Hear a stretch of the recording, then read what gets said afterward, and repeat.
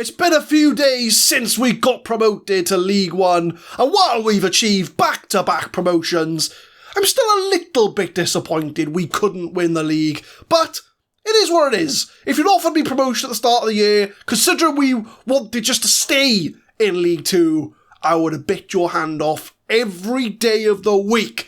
So what we're going to do today, it's a transfer special on Deadpool Diaries, as we're going to first of all review our league season, see who our best performers were, who were the standout players of our League 2 promotion campaign, and then we're going to go through all the sign-ins that we've made to try and make a statement as Wrexham are on their way to Sky Bet League 1.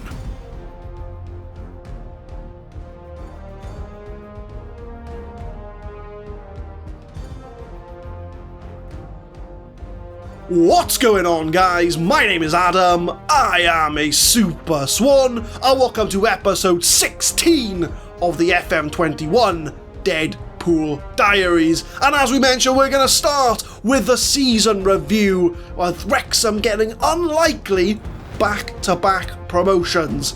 So let's have a look at this. End of season review 2021 to 2022. Let's look at the new arrivals. Who was our signing of the season? It was Callum Barlow, the fullback. He had a very good season. He had 1 goal, 5 assists, 7.24. The board really happy, although they've only given him a C+ for the board. So whilst he's our player of the season or signing of the season, the board only think he's a C+ signing, with they get a a minimum fee release clause, which would be an excellent deal should it be triggered. I don't think so. I think that'd be a very poor deal if that was triggered, but there we are. We also brought in Phillips, A+ from the board for him, 7.05 average rating, 15 assists in League 2. And then Alex Kirk, one of our youngsters we signed him from Arsenal. He was a Premier League released youngster. He did well, he stepped up, 19 games, 8 appearances off the bench. Wasn't really a first teamer, but he did pretty well for himself. So, Callum Barlow, he was a Deadpool signing. So, well done, Deadpool. We brought in a very good player. Who was our worst signing of the season? Let's go to the bottom. Who was the worst? Ryan Allsop. I'm still unsure on Ryan Allsop. He's very hit and miss. He can have games where he's like 6.3, and then he can have a game where he's like 7.2. So, but we got promoted with him. So we'll have a look and see if there's any options in the summer, see who we can sign. But those are our sign-ins. You can pause if you want to have a look at the average ratings and see what they all got. But I would agree with Callum Barlow being our signing of the season. Now, it says here board expectation top half. That is a lie. They wanted to avoid relegation. I know that, because I checked in the club vision. But we come second place, 2 points off Peterborough, 45% average home attendance. So the race course still hasn't been filled up yet. I think the fans are still coming round to the idea of Wrexham being a good place to watch football. So next season will be quite interesting to see if that goes up. You see then our top goal scorer of 15 goals. Had a bit of a quiet patch in the middle of the year, but he did come back and score quite a lot of goals.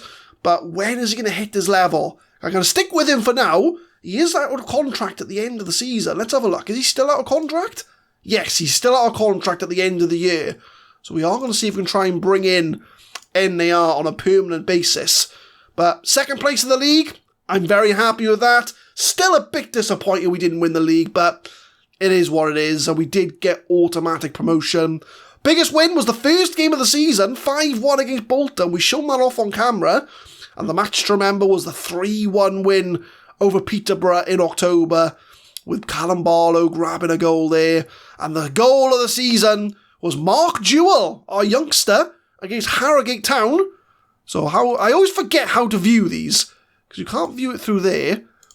How do you view these? There used to be a button that says view goal, but now you have to kind of do it through the actual results. So we're going to watch the goals.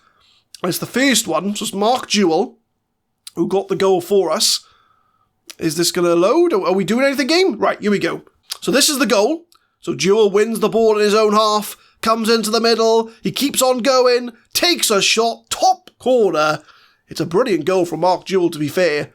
And that, my friends, is the goal of the season. And for one of our youngsters to grab it as well, is a real good achievement from Mark Jewell. Reputation was still 2 stars, still a regional reputation, so no immediate change yet. Although our sponsorship has gone up. Apart from our matchday revenue, that's dipped slightly, but you know, the more we go up the leagues, the more money we're going to get. So that's fine for now. And Ladapo was the best shirt seller, which is interesting, only considering he came in January. Ainley came in January as well. List, Phillips and Brown. A bit surprised by those, if I'm honest. NDR is not a top shirt seller. I'd get an NDR shirt if Wrexham sold one. But that's how the shirt sales are going. Team of the year, let's have a look. So we've got Allsop in goal, that's fair. Bramall, Kelleher, Lee and Wilson. Jack Lee making it for the 2nd year in a row. Very underrated, Jack Lee. He's only rated 2.5 star. But he is a good centre-back. Charlie Gilmore and Horsfield making team of the year. He only makes... This doesn't make sense. How can James Horsfield be in team of the year on 6.58 average rating? Football Manager, there's something wrong with this. How can James Horsfield be in the best 11 when he's only played 3 games this season? He's played 3 games, 3 off the bench, and got a 6.58, and he's in the team of the season. I don't believe you, game. I don't believe you. Jewell on the left, Phillips in the middle, Davis on the right, NAR starts up front, but I'm immediately doubting this list considering that Horsfield made the team of the year, but there we go. We'll go with it. So, Super Swan, we won League 2 Manager of the Month 2 months of the year. Fans Player of the Year was Kelleher. So, Kelleher wins Player of the Season. Jack Lee won Young Player of the Year, so he wins back-to-back Player of the Year awards for him. Connor Bramall, Signing of the Season. Jewell with Goal of the Season, we've seen those. NAR top goal scorer, 15 goals. Phillips got 13 assists. NAR player of the match got 5. And Jack Lee with the highest average rating, which I believe is the 2nd year in a row he's won that award with 7.2 average rating. So that is the end of season awards, my friends. And I think what we'll do is we will come back. Let's have a look. Well, where's the overall 11? Right, here we go. So this is the overall 11, so we're going to keep keeping tabs on this, because this is going to give us our best 11 of the save. Now, we are only 2 years into this save, so, you know, there's not going to be a lot of players we recognise here. But Leighton's in goal, Bramall, Kelleher, Lee and Wilson, Charlie Gilmore and Brown's in there. Giovanni Brown makes his debut in the 11. Mark Jewell, Adam Phillips, Davis and NAR, so a lot of these players still at the club. But we'll be keeping tabs on this best 11 as we carry on through the season, because it's going to be quite interesting to see how all these guys get on and if they make that team of the year. So the last thing we're going to do at the moment then is we're going to look at the team report and we're going to look and see where we're going to try and strengthen for next season. So we'll make sure that Rob McElhenney's doing the scout report. So goalkeepers, we're doing alright. We're alright on goalkeepers. Allsop and Smith, 2 very good options. So happy to keep those in place. Left back, we're strong. Koike and Bramall, we don't need left backs. Centre backs, we're looking pretty good actually. Joe Wright is the best player at the club. Kelleher, Kirk and Raglan, all 3 stars. So we're alright on centre back. We might try and bring in like one really good centre back and maybe loan out Kirk. But apart from that, centre backs are looking pretty strong. Right back, we may need to strengthen because Raglan's not really a right back. And Kane Wilson's only on loan from Forest Green. So we either try and bring Wilson back in on loan, but we are going to need maybe a new backup right back. Because we have struggled a lot this season in that right back position. Midfielders, I think we've got some real strong midfielders. Barlow, Phillips and Butcher. All 3.5 star. And Phillips a 4 star in centre of the park. But those 3 I think are going to be the starters for next year. Unless like a real good midfielder comes along. We've got the likes of Smith and Robson as backups. So again, I don't really need to strengthen in the midfield. Wingers, now a lot of these we can take out. So although Ladapo is apparently a good left-hand side, we have to keep that in mind. So Lewis, Jewell, Robson will take out. Brown can play there. And we'll look at this side. Ainley can play there. Ladapo's an inside forward. King Wilson doesn't really play there. So interestingly, so left wingers, we've got Elliot Lister, Mark Jewell. Those are my first choices. Ladapo can play on the left and on the right. So we've got some good squad rotation. So I'm not worried about the left-hand side. Right-hand side, apparently Jordan Davis does not make that 3 stars. So we may have to invest in a new right winger. I mean, Callum Barlow can play there, but we play with inside forwards and he's right-footed. So unless we try and implement a tactic to get him involved, I don't know. So maybe a new right winger we look out for. And then the strikers, we've got Ladapo, NAR, Giovanni Brown can play there. So again, NAR, I'm going to try and bring him in permanently because he's been so good for us since we've been in charge. Ladapo can play up front, but maybe if we can get a 4-star striker, like a proper League One quality striker, that maybe NAR can play behind, just to kind of, because then if NAR is going to hit his limit pretty soon, but I'm wondering to see if we can get some goals at League One level. So as far as where I'm going to try and focus on signings, we're going to maybe look at a right back, we're going to look at a right winger, maybe a striker as well. Those are the 3 positions I want to try and find some players for. But then Deadpool might have ideas of his own and might bring in players everywhere. He's done it before, he did it in January, he could very well do it again. So we're going to come back at the start of the next season, and that'll be after we've done through all our transfers, and we're going to introduce you to the squad that's going to keep us in Sky Bet League One. So we'll fast forward to the future after we've done the signings and see who we've brought in. We have arrived at the start of the new season. We've time travelled. It's been like 5 seconds for you, but it's been like an hour and a half for me. But we're at the 28th of July, 2022, and we're going to go through the new signings. Some of them have been brought in for this year's window. I don't know why that works out to be. But overall, quite a quiet transfer window. Even Deadpool's been quiet this year. So secretly, I think he knows we've got the squad to stay in League One. But we'll have a look at the signings. So we'll zoom in to show you the final 3 signings of the year.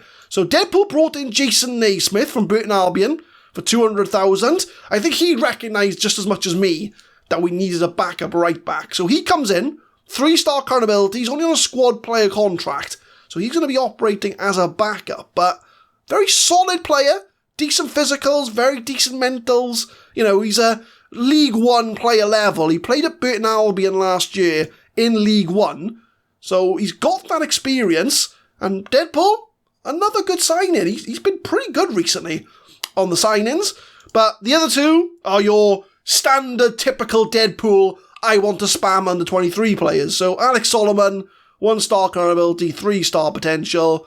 We're not going to see him. And Louis Isherwood, 1-star current ability, 2-star potential. It's your usual, I want to sign all the under 23s that are never going to feature in this side. So he comes in. The only outs for this year is Tom Smith, who I feel a bit sorry for. He was a victim of Deadpool's kind of bring in all the players in the January transfer window. So we had to unregister him for the last part of last season. And I just couldn't find a place for him anymore on the side. So we offered him out. He's gone to Oxford United, which is a shame. But Tom Smith, he's been sold. We sold him for 30 grand. So we are in the red so far. And we looked at this season, a bunch of loans have gone out. The most important out, I would say, is Giovanni Brown. With the new signings we brought in, he didn't really get a place in this side. So I tried selling him.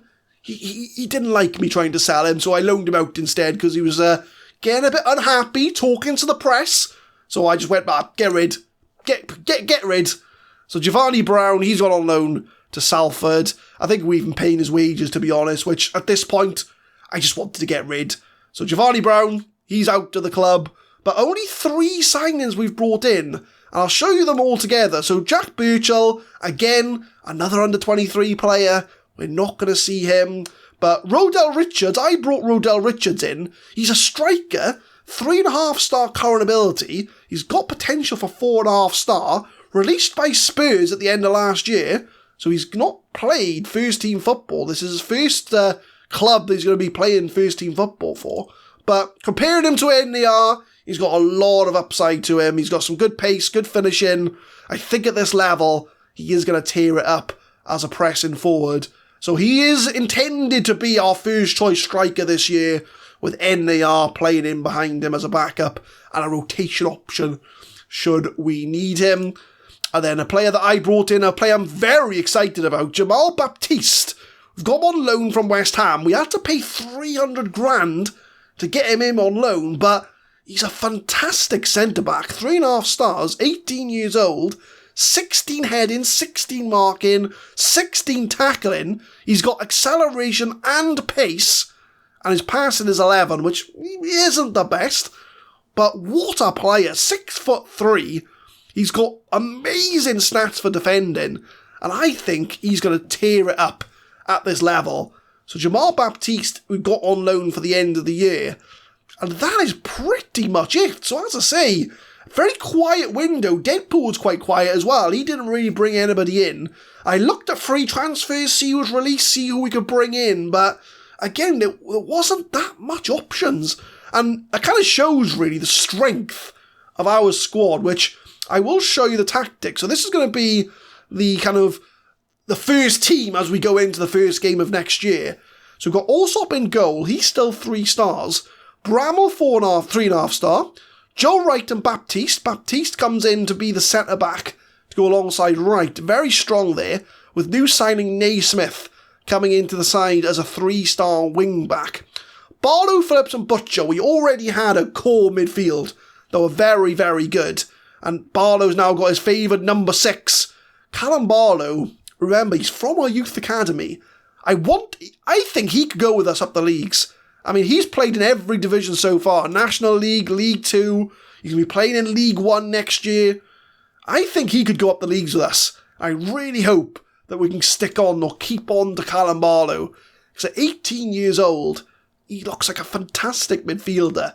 So we've already got our 3 strongest players in the midfield. List keeps his place on the left-hand side. He's still a 3-star player. I think he has a lot to offer at League 1 level. We've changed Ainley to be an advanced playmaker because he can't play inside forward. He's a right-footed player, so the only way he could play inside forward is if he goes on the left, where List is. But Ainley's got some good upside to him. He's got flair, he's got a bit of agility, he's got good dribbling.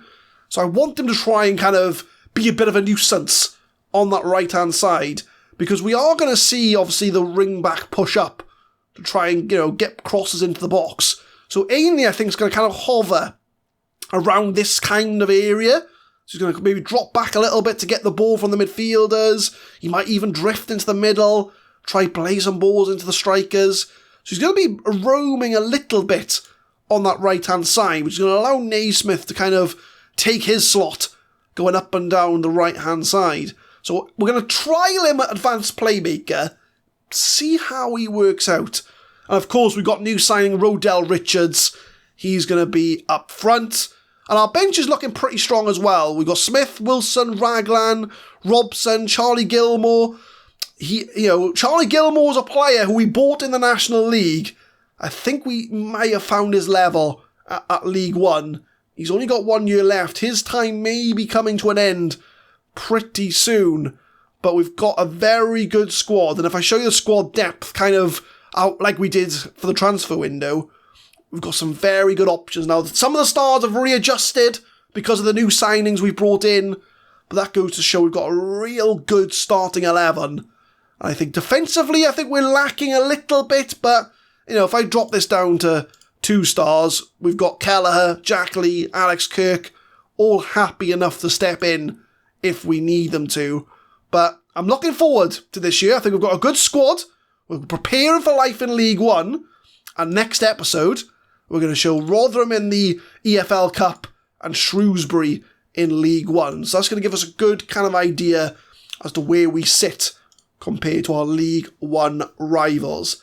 So there it is. We have arrived in League 1. Not champions of League 2, but back-to-back promotions nonetheless.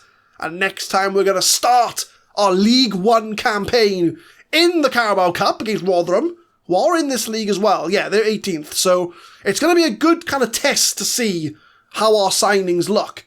And if I show you the season preview, where do they think we're going to come? They think we're going to come 4th. Now that is interesting. So with our squad, the bookies think we're going to finish 4th. Now last year we were quite high as well. Now, look, the board want top half, which if I show you the club vision, let me just confirm, yep, there we go, League One top half. So the board want top half. The bookies think we're top 4.